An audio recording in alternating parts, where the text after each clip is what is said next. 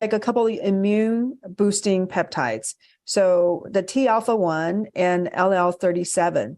So I'd love for you to, give your thoughts on that. A lot of people, I mean, autoimmune conditions or Lyme disease, these are rampant and it's devastating. So what are your thoughts on these two peptides?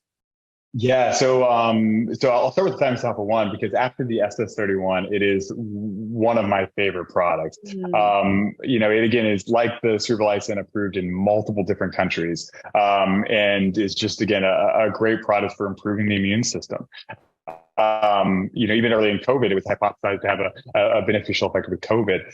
It was actually even nominated for FDA approval here in the United States to be given as an adjuvant to vaccines to make them work better, as well as to be used with certain types of cancers to help the immune system fight your own cancer. And so the thymus alpha one as an immune stimulant is a product I certainly like. Again, it's a natural product as well. One of my other anecdotes that I always like to mention about that is that thymus alpha 1 is upregulated significantly during pregnancy as a way to sort of help the body's immune system function for essentially two people. And so that's actually one of the biggest times we see massive increases of its own production naturally. So I'm a huge fan of the thymus alpha 1. I think it's very hard to dose it incorrectly or too often or for conditions. Almost any condition, it has a sort of an immune normalizing effect. So I'm a very, very big fan. Well, my question is, if you're coming down with a cold, if you ever come down with a cold, will you grab a T alpha 1 right away?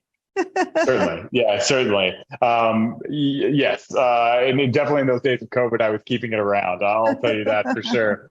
Yes, so I think that its ability to help with a multitude of viral infections, to help even with cancer, improving the immune system and decreasing that immunescence that we see with age.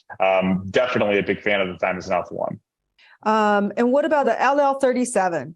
How well do you think it has worked for chronic infections from what you've seen? I am not as big of a fan of the LL37.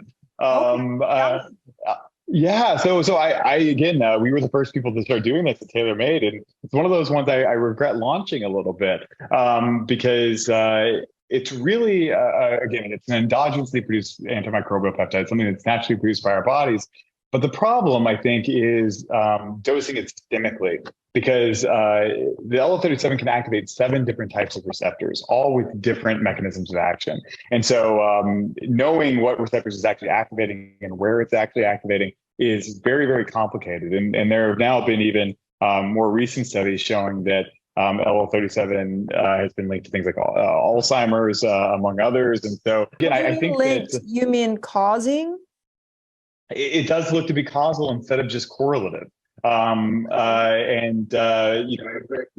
can imagine why many people would think it'd be correlative because your body might want to upregulate antimicrobial peptides in types of situations that might also then induce Alzheimer's. But it does look to have some causative effects and mechanism rather than just correlative. But again, it's so hard to say because it has so many different impacts on receptors. And these are big G-coupled protein receptors that have multitude of downstream effects. And so knowing what you're getting with the LL37 is sometimes very tough. But I think for things like topical administration, to fight, staph or some of those other things, I certainly don't think is a bad idea. But antimicrobial peptides are probably one of the biggest growing areas in all of peptide development. And so I'm sure that if LL37 is not the one we like, we'll certainly find more. Yeah, it's very popular in the Lyme community. Everybody has heard about LL37.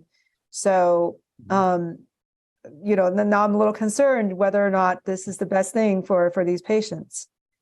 Yeah, I'll send you some information. But there was actually even just a study that was published last year, 2022, which shows that how it might have some negative effects in that human microglia.